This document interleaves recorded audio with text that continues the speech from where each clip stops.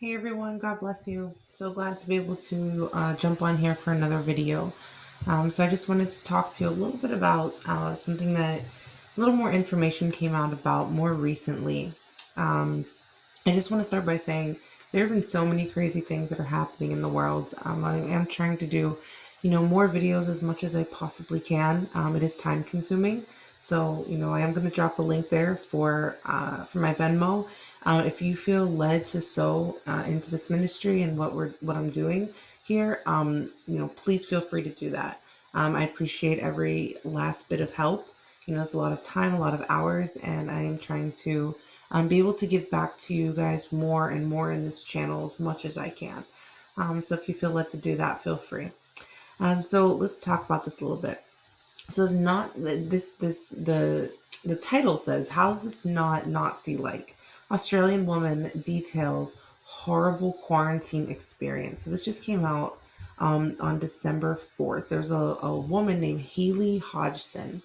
So apparently in Australia, as you guys know, there's been a lot of crazy things that have been happening in Australia. But she was detained at this camp. Okay. And now what they're claiming the camp is basically a quarantine camp, essentially. And they're kind of painting it out to be like this really nice place. And there's this counter narrative that says, oh, it's like a paradise and it's amazing. And people are sunbathing and doing all these great things and free food and they can have whatever they want. Like they're really detailing it like this. So when something like this comes out, it seeks to discredit, right, in the mind of people who read this. However, this was about essentially, it was supposed to be just for travelers or people traveling. Well, that apparently wasn't the case for this woman. Apparently, she had been in contact with somebody who tested positive, and she hadn't went and got tested, and because of that, she was actually forced to go to this place in order to quarantine. Although she asked to take a test, she took a test, she was negative, and she was still forced to go there. And it was at the 14-day stay at a place called the Howard Springs COVID quarantine camp. Now, this is obviously concerning. It says it's capable of holding about 2,000 people. And she said, it feels like you're basically in prison, like you've done something wrong. She, even though she tested negative, she still had to stay there for 2 weeks. She ended up losing her job because of it. And this is just showing you the extent of control, right? The extent of the reach that we have allowed the government and various authorities in order to invade. And this is a huge problem. So she basically said you get put in the back of a golf buggy with your bags, and the people, they're in these hazmat suits, and they basically treat you as if you're infectious, although you've tested negative. And they deliver meals to you once a day, and then once they do that, you're kind of just left, and you're kind of just there. And so I'm gonna play this clip of recording. Basically, your freedoms are basically lost. You can't go beyond your little quarter, like the little section that you're in. Which is kind of crazy. Like, you're given times when you can go and do laundry. There have been, situations where people have actually tried to escape and they were fined like near $5,000. Really, really just crazy stuff. So here's the video. Warning, yeah? An official warning that you have to stand above and obey the rules. Yeah. And that's we have to go to the gate. So am I allowed to go to the laundry? You're allowed to go to the laundry, but you got to wear a mask. Yeah, righto. You definitely can't go up to the fence too much. You're allowed to go to the laundry, yeah? That's what you do. Right, so if I was sitting just here, which is right near the fence, why are these guys in a cabin that's right near the fence? It makes no sense, does it? So if I'm about that balcony... There has to be lines everywhere for you. And all the lines, you cannot leave the balcony, you cannot go to someone else. Where it makes no sense, whatever you right to, that is the lines, and that's possible. Yeah, and that's our body, yeah? The law. There's a law that says that. Especially in this area, it's crazy. Highly infectious. All of us people are negative. It's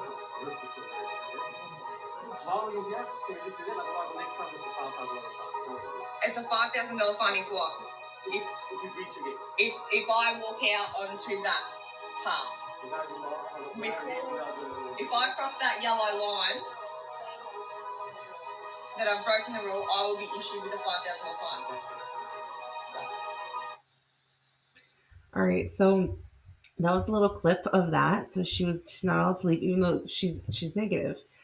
Clearly is negative. So Australia's been going through quite a bit, but basically she said so her situation was she was tracked down by running her scooter license plate. Investigators interrogated her and asked if she had been tested since she was a close contact. Right, this is going back to the contact tracing. It's on your phone, all of that, which started in the beginning of the pandemic. Because of her friend, she lied and said she'd already been tested, and even though she hadn't. So then the police officer says blocked her driveway. She walked out and said, "What's going on?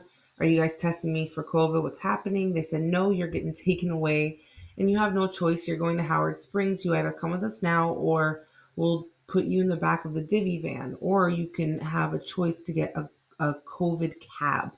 I just said, I don't consent to this. I don't understand why I can't just self isolate at home like a lot of other people are doing. And they just said, we've been told from higher up where to take you, and that's all there is. Okay. So she was there for 14 days. She was reportedly tested 3 separate times during her stay and was kept in isolation. And they said they even offered her drugs like Valium to calm her down. So this is the kind of stuff that's going on. You can watch the interview from Unheard. That's the lady, and she tells the whole story. And basically, this is what's going on in Australia. Okay, now remember, Australia is a free nation, right? And when people live so isolated, like in our minds, isolated, thinking that it can't happen to us. Absolutely, it can happen here, and I think we're headed pretty close. Now, I want to talk about the counter narrative to this because, of course, there's things coming out in the media that's saying that, oh, it's actually really nice. People are sunbathing. They're just taking it as like a little bit of a vacation. And they're actually making fun of people who are comparing this to almost like Auschwitz, right? Like how it's getting that close. The fact that this is even a thing, right? Like that's what people are saying. And in order to counter that, you'll see the counter narrative. There's people in bathing suits and they're out sunbathing. It looks like they're having fun. They're laying in a hammock. They're partying. They're doing all of these things. And of course, that's put out in order to try to replicate what looks like a fun time. So here's an example. I can't pronounce this. I think it's Theresienstadt. 1944 to 45, the Nazi propaganda film depicting the concentration camp as paradise. This is exactly what it's the same playbook, guys. You just have to be wise, right? And open up our eyes and do some research. Okay. From the University of Utrecht in 1944 to 45, the Nazis produced a propaganda film about Theresienstadt, the concentration camp for Jews in occupied Czechoslovakia. The purpose of this film was to give a false image of life at the ghetto camp and to deceive the outer world as to what was truly happening to the Jews of Europe. The film was shot at Theresienstadt in September 1944. The Jewish inmates themselves had to make it. Hundreds were called up to act as extras or selected to play a specific part. The SS appointed the Berlin cabaretist, actor, and film director Kurt Gurin, himself a prisoner of the ghetto, head of a Jewish production team for film. So basically, they put on this whole film to try to depict a false image of what was actually going on. And so this is part of the propaganda arm. And you can read this as well. I'll put the link there if you're interested in reading more about it. But I'm going to play a clip from the propaganda film of what the general public saw, thinking that it was just a normal whatever kind of concentration camp, and where I think this might be going.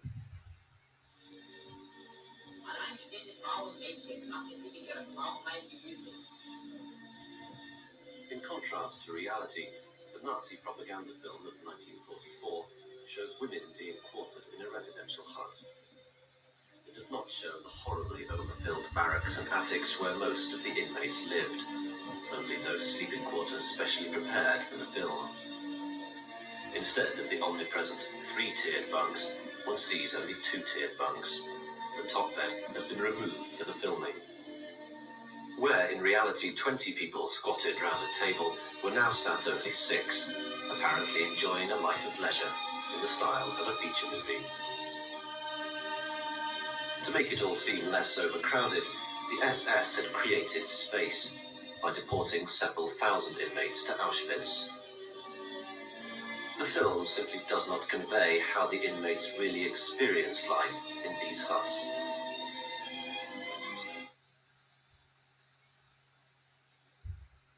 So you see them, they're like knitting, they look happy, she's looking at herself, and they said, oh, they wanted to make more room, so some went to Auschwitz.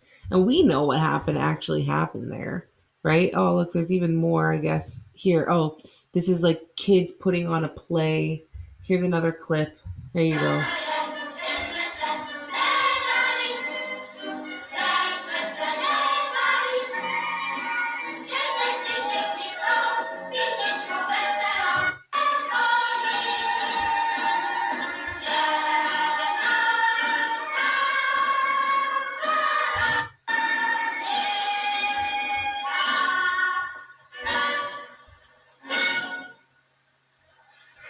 Performed at the Terezin transit camp. Okay, so I guess wherever they went from the transit camp, here's a play that the children supposedly put on, right? So they're making it look like it's this humane thing.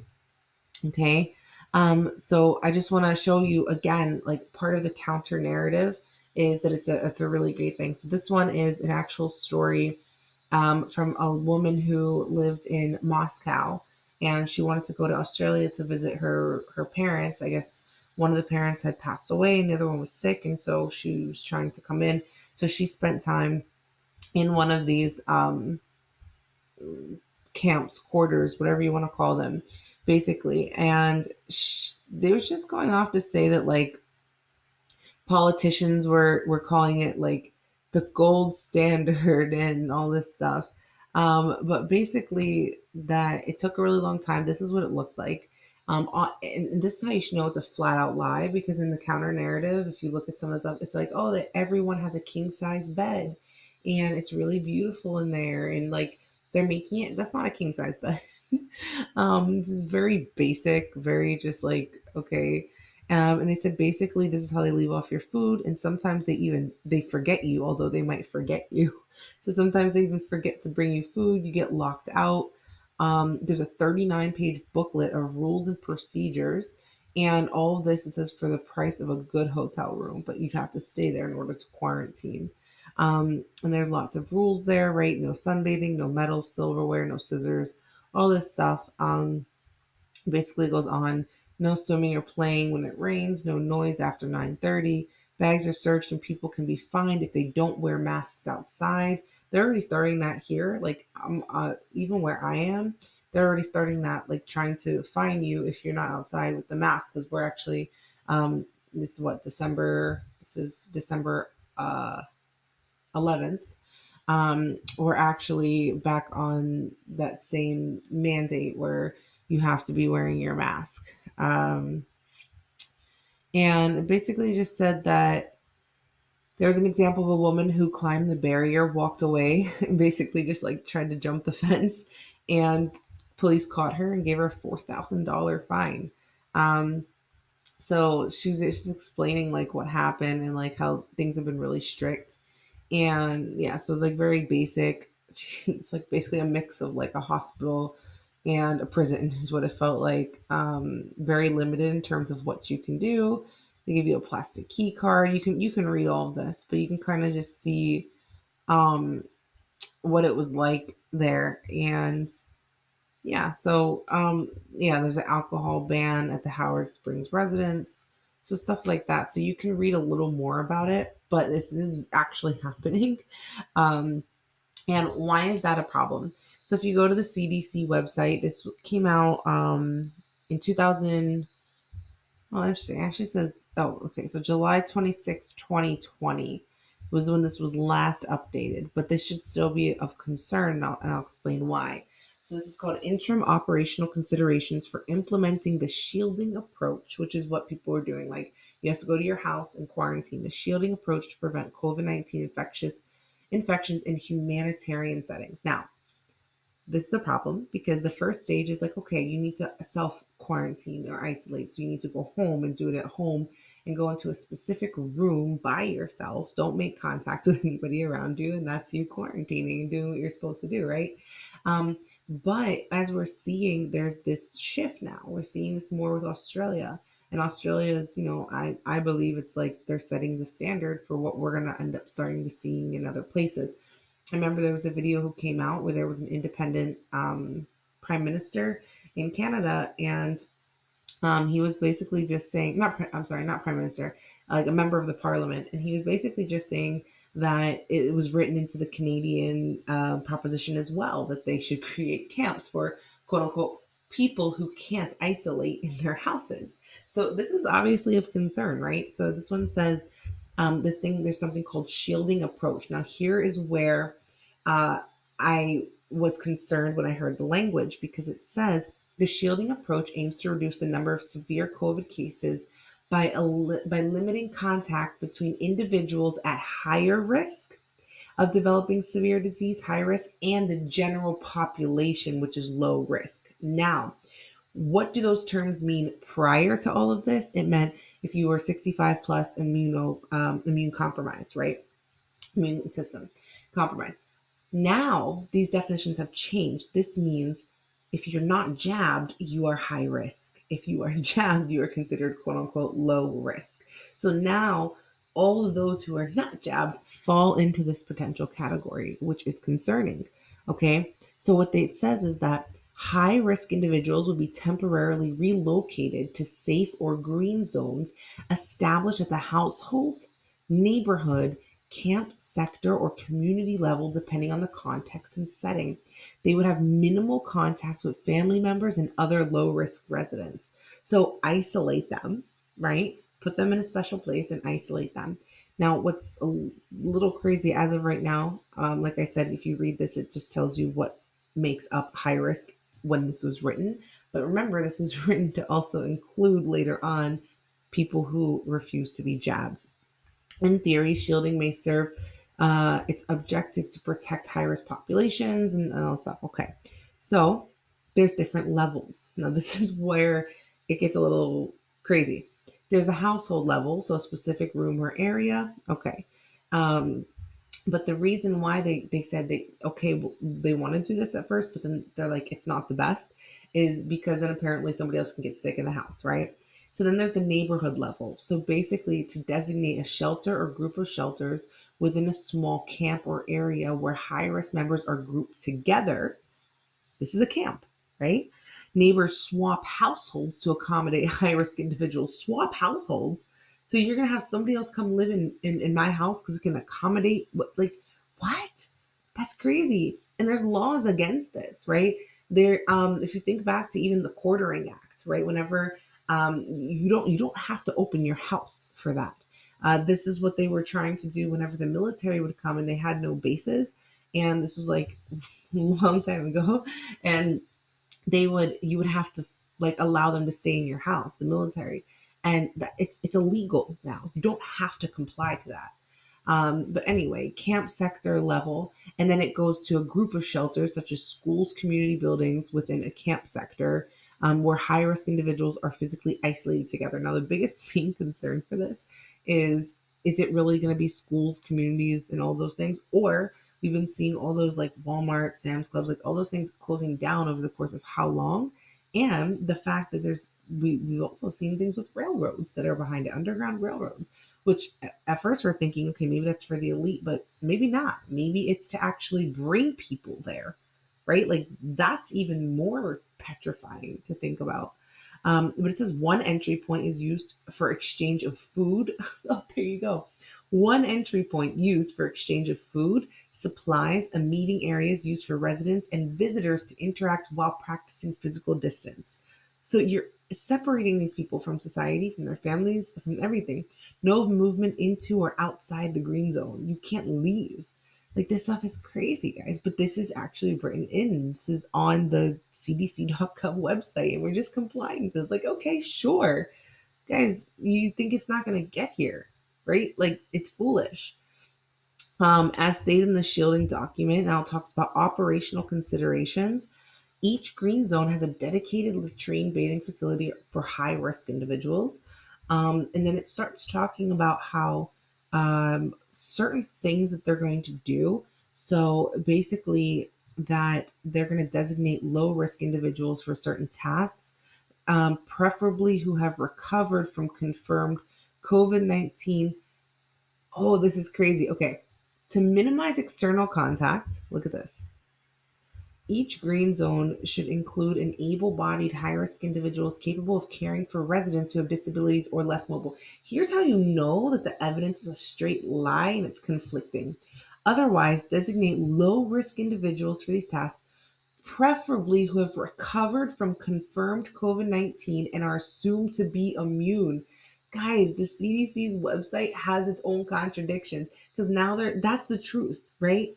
When you've confirmed, you actually have a level of immunity. That's the best immunity you can have. That's science. That's just straight science. Okay. Now they say, oh, we don't know, right? To push the jab, to push the boosters, to push all these things. Okay. Currently, we don't know if prior infection confers immunity. That's what it's saying. Currently, we don't know if prior infection. Okay. Then you literally just said suggested prerequisites, but then on the other end you're saying that, right? It's such a lie, guys. Um, the green zone and living areas for high risk residents should be aligned with minimum humanitarian standards. Minimum humanitarian standards. Requires strict adherence to infection prevention and control measures. Require uninterrupted availability of soap, water, hygiene, cleaning supplies, masks, face coverings for all individuals in the green zone. Public health standards. Again, it's basically everything that we're saying, um, that we're already starting to see happen in other places. Monitor and evaluate the implementation of shielding approach. Okay. And then it goes on to talk about how people who have certain other things should be isolated separately. So those who have dementia and tuberculosis and other immunodeficiencies, they're going to put in a different area. Community acceptance and involvement in the design and implementation. Guys, this is trying to get your society, to get your community on board. Even with community involvement, there may be risk of stigmatization, isolation, separation from family members. Guys, family loss of freedom and personal interactions may require additional psychosocial support structures and systems. Guys, that's sick. Like, do you see that? Is part of the consideration loss of freedom and personal interactions? Like, you don't think that they're getting rights? Come on. If you know somebody who needs to hear this video, please send it, because at this point you're choosing to remain in ignorance. At this point, high risk minors should be accompanied into isolation by a single caregiver who will also be considered a green zone resident in terms of movements and contacts with outside the green zone. So yes, your kids can get put there, and guess what, you're going to assist them, but only one. You can't have both. Guys, this is scary, man. Green zone shelters should always be kept clean. It goes off about living products, spacious, greater crowding of low risk people, additional considerations. And again, at this point, right, because the majority are jabbed, so they're considered low risk. They're actually considered the general population, right? And anybody who's not is considered high risk. Population characteristics, demographics, and then it goes on other logistical considerations. This was interesting. It says plan to identify additional resources and outline supply chain mechanisms to support green zones. So maybe that has something to do with everything that we're seeing with the trucks and the supply systems and all of that. It might be interesting to see, because It says the implementation requires strong coordination among several sectors, which may require substantial additional resources, supplies, and staff to maintain these spaces, shelters, IPC, water, sanitation, and hygiene, non food items, bed linens, dish, all this, psychosocial support, monitors, supervisors, caretakers, attendants, risk communication, community engagement, security, etc. Considering global reductions in Wow, considering global reductions in commodity shortages. It's right there, right? Like this was 2020. This was last year. Almost a year and a half ago actually now. Considering global reductions in commodity shortages. So already consider those things. Yeah, there's going to have to be made routes and ways one way in to bring things. Guys, this is scary. Movement restrictions, border closures, and decrease trucking and flights. It is important to outline what additional resources will be needed and how they will be procured. Thank God we serve a God who brings exposure and light to these things so that we can be wise. Protection, safe and protection for individuals, including minors. And then it goes on consideration plan for potential disruption of social networks. Guys, this is huge. The Bible says that man is not should not be alone, right? We are created for relationship. And so to be able to do this says ensure mental health and psychosocial support structures are in place to address increased stress and anxiety. Like they're already trying to plan on how they're going to deal with you freaking out. Okay? Um yeah, this is crazy.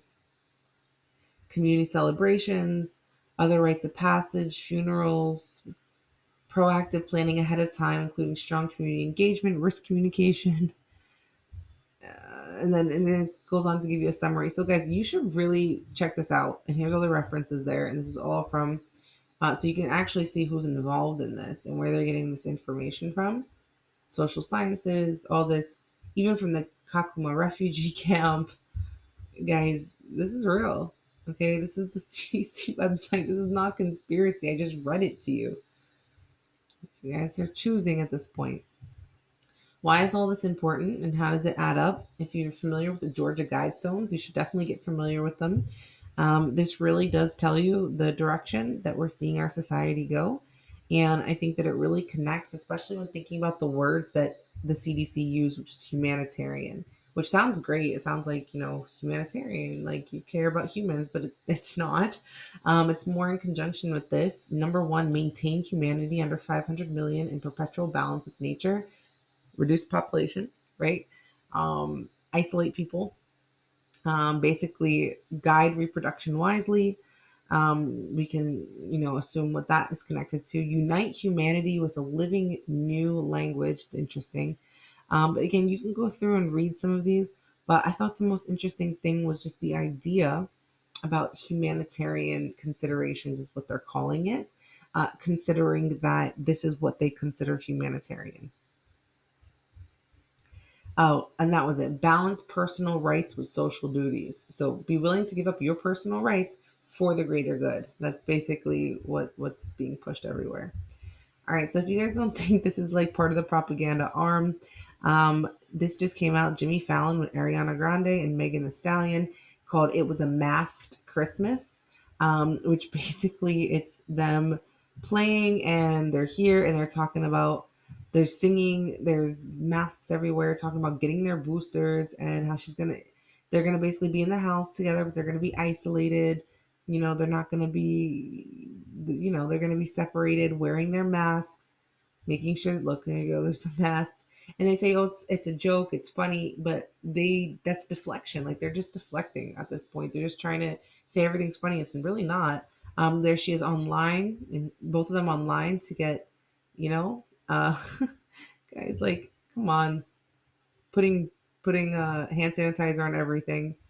Like this is straight up propaganda, and it's supposed to be funny, but it's really not funny, guys. And you see, of course, they're gonna laugh and make light of it. Haha, it's so funny. And then they did the face swap on their masks, and they're just in the house and they have their masks on, and that's what it's supposed to be. Like that's what we're doing this Christmas, right? Let's go get your boosts.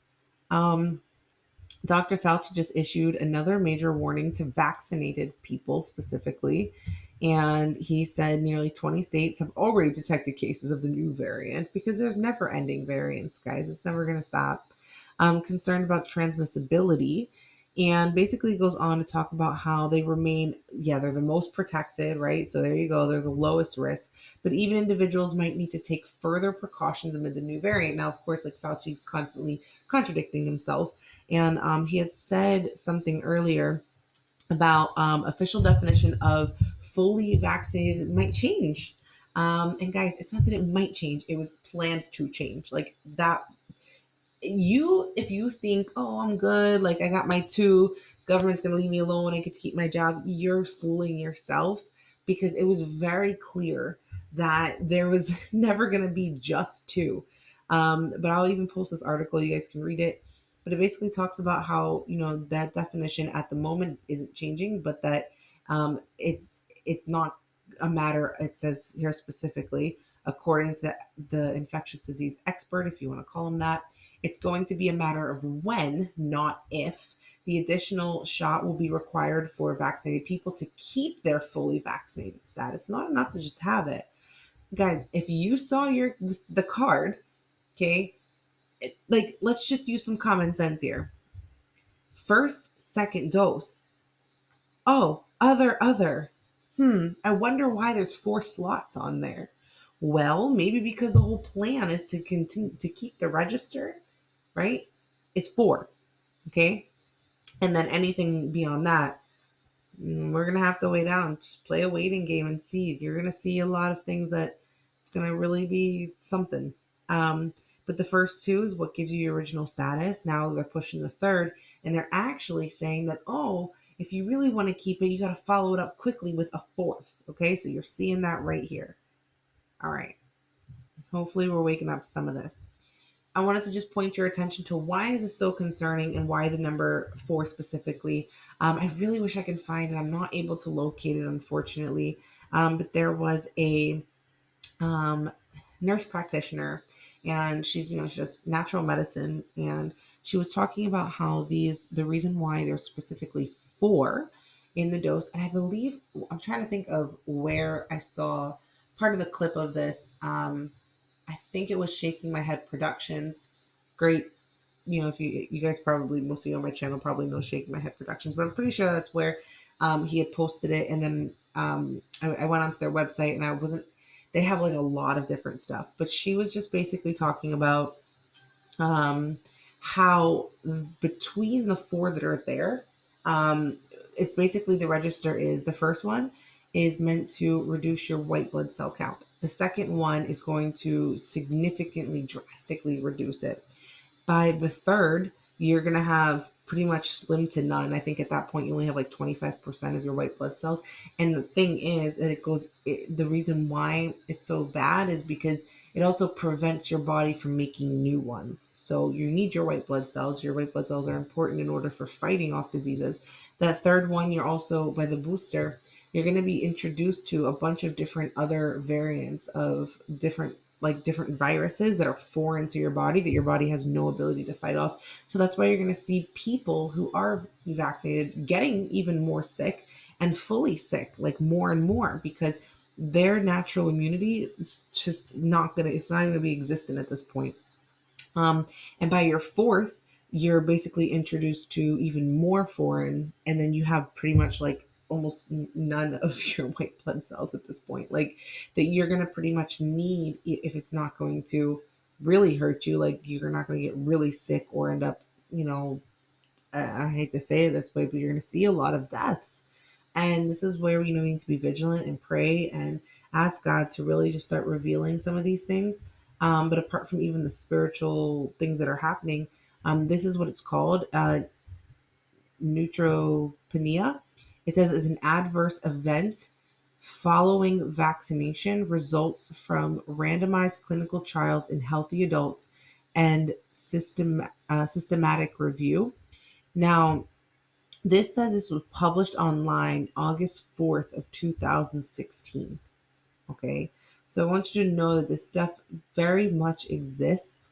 But I want you to see this in the context of early vaccine trials aimed at evaluating the safety profile of new vaccines, novel vaccines, Abnormal hematological values such as neutropenia are often reported. It is therefore important to evaluate how these trials should be planned, not to miss potentially important safety signals, but also to understand the implications and the clinical relevance. So then it goes off to explain the two new, this was for the Shigella vaccine in the early stage of clinical development, and 3 with licensed vaccines where the absolute neutrophil count or evaluated before and after the vaccination. Additionally, we have performed a systemic, sorry, it's late, systematic review of the literature on cases of neutropenia reported during vaccine trials to discuss our results in a more general context. And it goes on to talk about the findings. And again, like these are things and you think about, right, the novel coronavirus, this novel vaccine, everything, and this all definitely connects. It says both in our clinical trials and in the literature review, several causes of neutropenia have been reported in the first 2 weeks after vaccination. Um, however, neutropenia was generally transient and had a benign clinical outcome after vaccination with either multiple novel candidates or well known licensed vaccines. Additionally, the vaccine recipients with neutropenia frequently had lower baseline ANC than non neutropenic vaccines. In many instances, neutropenia occurred in subjects of African descent known to have lower ANC compared to Western populations. Okay, which explains also why, right? Because the elite, they're the worst, okay? Why you would push so much for, people of color to get this, right? Because ultimately, who's the ones who are racist and actually hate people of color? The elite, right? Like, you guys have to understand that, like, there's so many. I don't want to get into all this right now, but like, there's just so many things that go to show how they actually feel, and it's usually not even the general populace, it's people, right? It's the propaganda that was placed from racist people that are in high places, and those high places are elite, the elite. Okay, um that's for another time. So anyway, you can go on and read this. It tells you a little bit more about it. Okay, and you can talk about, so what does that mean? Basically, neutropenia is occurs when you have too few neutrophils, a type of white blood cells. While all white blood cells help your body fight infections, neutrophils are important for fighting certain infections, especially those caused by bacteria. You probably won't know that you have neutropenia. So I just wanted to show you that there was various vaccines, even pre-COVID, that were causing this, and that should be enough of a cause for concern. And then you have stuff like this that comes out, which was just on August 31st of this year. Pfizer COVID-19 vaccine destroys T cells and weakens the immune system. And of course, there's a counter narrative to this. It says, no, it doesn't. But I have yet to see actual data that supports that it doesn't. But I've seen things that show that it does. T cells are immune cells that are able to target specific foreign particles. They're most commonly studied in relation to their ability to fight cancer and infectious diseases, but they are also essential for other aspects of the body's immune response. So it tells you the two types. And basically, they're referring to the study from the Francis Crick Institute focused on the neutralizing antibodies which are created by T cells. It analyzed whether the Pfizer vaccine helps the T cells create enough antibodies to fight off COVID-19 and associated variants of the virus.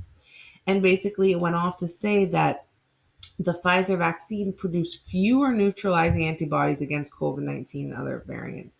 And then it says, like, even in how much, it was like really low for even the single dose, 50%. The antibody response against the alpha variant, it was really low. And then it was even lower than that, like at everyone you got after that in terms of effectiveness. So I thought it was just interesting. And again, I'll post the link for this as well. But guys, really, we have to do our research. We have to just be wise and discerning and open to the truth of these things. And again, I pray this video doesn't get taken down. If it does, then guys, I'm sorry. I tried. And if you're hearing it, then obviously it's still up. So I pray that this video blessed you. Send it to anybody who you know that needs to hear it. And again, continue to share this video. The more that you share it, the more it actually helps the algorithm. I love your thumbs up. I love your comments, but and I receive those, but it actually helps you to share this. So please, please, please share this with people you love. Like, they need to know, they need to see this, start making connecting the dots. There's very few channels that they're not getting shadow banned. You know, they're it's really difficult. So out here for us YouTubers who are still on YouTube trying to do this stuff, we're still trying to reach you guys.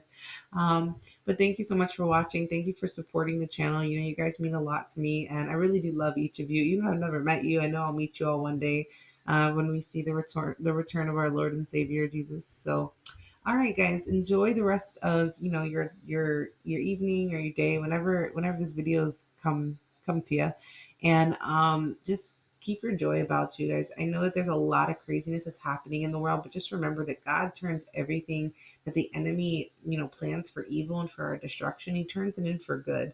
And whether that's good that we're going to see in this lifetime or in eternity, just keep focus on what God is doing in this hour, while also being aware and wise and discerning, because so many, people who are believers aren't even aware of this stuff. But I thank God for you guys on the channel, and I just pray that more and more people come to know the truth of the things that God is revealing. So God bless you. Thank you so much again for your support in this channel. And yeah, bye. Thanks.